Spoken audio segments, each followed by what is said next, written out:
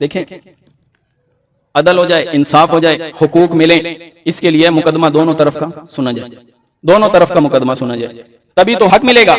अगर एक तरफ की बात सुनकर फैसला करें तो ये कोई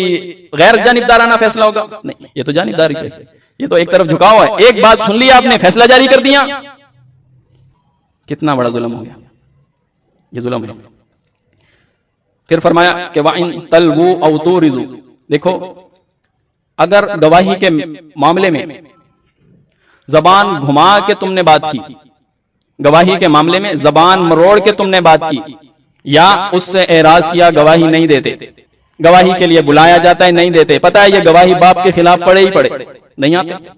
पता है ये गवाही इससे मांगी जा रही है, तलब की जा रही है, इसके अपने खिलाफ है, नहीं देता,